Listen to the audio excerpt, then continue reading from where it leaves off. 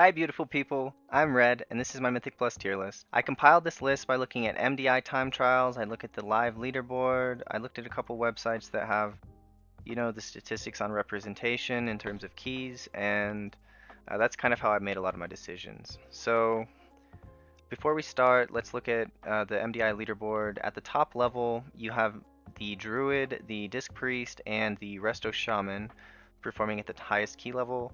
Then one key level below, you have a couple of monks, and below that, at level 18, you have some paladins. If we look at the live leaderboard, we have disc priests at 3700, paladins at 3700, shamans at 3600, monks at 3600, druids close to 3600, priest 3500, evoker 3400. Okay, so with that out of the way, let's get into the tier list itself. So we'll start off with disc priest because it is all everyone has been talking about. People have been crying so much to the point where it got nerfed, and it's still very strong. So I think disc is still an S tier healer. Looking at the MDI time trials, they're still able to heal a level 21 dark flame cleft. So obviously HPS is strong enough to be able to do that. So for title pushing range, I'm sure Disc Priest will be fine. The thing about playing with the Disc Priest is it's so comfy cozy. Like DPS players love to have extra health, and Disc Priest is the only healer to provide that extra health. So if people miss kicks, then you have a shield. But here's the thing, you're giving up a lot to be able to have that shield. You have very low damage. If you add PI, it's a little bit more respectable, but it's still pretty dang low damage compared to the other healers. You have no kicks at all. You have one stop, which is a AoE stop. It's a fear bomb, and it doesn't work on a lot of mobs. It doesn't work on mechanical. It doesn't work on undead.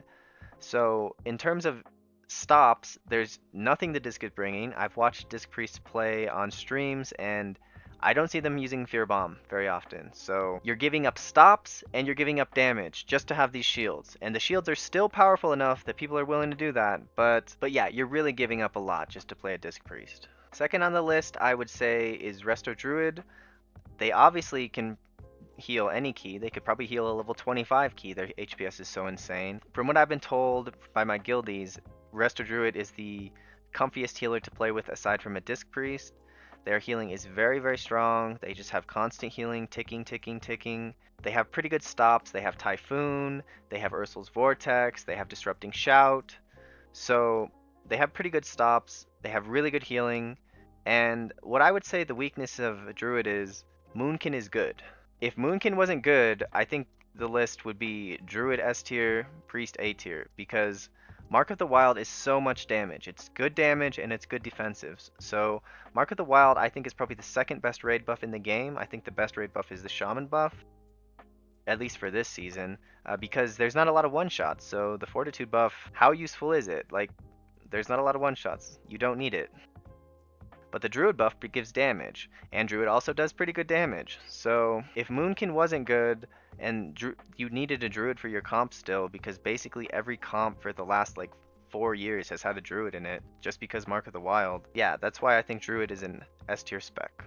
Coming up third, we got the Shaman. I think Shaman is pretty dang good. They have pretty high HPS, probably close to Priest, probably a little higher than Priest, and a little bit lower than Druid. But in exchange, you have Wind Fury. Most groups are playing with an Unholy Death Knight, and Unholy gains like 7% damage from Wind Fury. It's pretty insane how much damage they're bringing just from their buff. Like, their damage is low, just like a Disc Priest, because they're all, like, a lot of the time, most of their damage is just Healing Rain, which is passive pad damage. But it's strong enough, like, with the Wind Fury to make up for that and still be an S tier healer. On top of that, the number one strength of Shaman is it has like 6 stops. It has Capacitor Totem that goes off twice, so that's 2. It has Lightning Storm, knocks every single thing up. So they have 3 AoE stops. They have a melee kick. So I mean, they have so many stops, and it makes trash so much easier when you have stops. Like, when I play on my Shaman compared to when I play Disc Priest, it's like night and day. It's like, if my group is not helping me as a Disc Priest, I am totally screwed. If my group is not helping me as a Shaman on trash, that doesn't matter. I can stop it all myself, right? So that's my rationale behind Shaman being S tier. All of these S tier healers have very strong throughput. Next is Mistweaver Monk. I think Mistweaver Monk is borderline S tier, but not quite. I usually like to just put one healer in S tier, and I'd maybe bring these two healers down. I'm not really sure who's going to be the king. I have a suspicion it's going to be Shaman is the king. But back to Monk. So Monk has very good sustained HPS. It's just like a waterfall of HPS that is constantly flowing. It's constantly sending HPS into every single one. And that just makes things really easy. And where Monk struggles is if they fall behind, then they will sometimes take a little while to push things up because they're not quite as bursty as some of these other healers up here. The really benefit to playing a Monk is you have big damage coming from yourself. Monks do 800 to 1.2 million DPS, and that is the highest in the game from a healer standpoint. It's like literally double some of the other healers and triple in some cases. And as a monk, you bring the physical damage debuff. So that physical damage debuff is like pretty dang strong. It's just the thing is, it's only strong with a warrior, uh, hunters, feral druids. So if the season was like feral druid instead of moonkin and hunter instead of mage, then I think that monk would be S tier and the other three would fall behind. But there is a little bit of a problem with monk, and a lot of monk players struggle like in situations where they have to get out of melee, because not every boss you can be in melee all the time, and when you're not in melee, you literally can't heal. Like you can, but it's like so much weaker than your melee healing, right? So I don't think that's really a huge factor that's going to make them unviable, but it is a factor, and obviously the representation is people are preferring these other three healers over monk, and the community is really saying, hey, these are the healers we want to play with. Now, if you're a physical damage dealer, like you're a rogue or you're a warrior, I see constantly in the group finder rogues and warriors picking up a Mistweaver monk for their team. So it's really kind of comp dependent to play Mistweaver or not. Alright, next up we have Paladin. So Paladin is extremely good at spot healing. It has a little bit of a trouble with HPS. It has really good damage reductions. It has pretty decent stops in terms of kicks, blinding light, things like that. And it's almost the king of utility because like your tank will love you if you're a paladin. You just have all of these extra spells to like reduce damage on them and things like that. So, and then you have pretty high damage. So overall, paladin is an A tier spec. It just has a pretty high skill cap. Like there's only one paladin performing really well, and then it's like a pretty substantial drop off. Like 3700 paladin, and then it's 3500. They're on evoker and holy priest level, aside from the one player who's doing very well.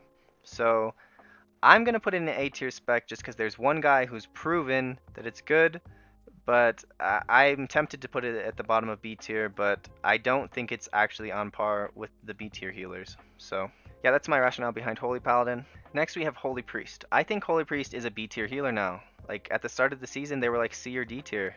And now we've gotten buffed so many times that we're strong. Like our healing is good. We do good healing. And that's all you need this season. You don't need damage reductions. You just need healing. And that's why the healer balance is so good this season.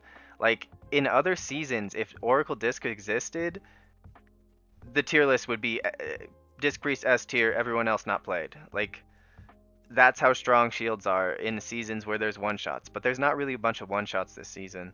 Like there are some like defensive usage checks, but it's not like they're every 30 seconds.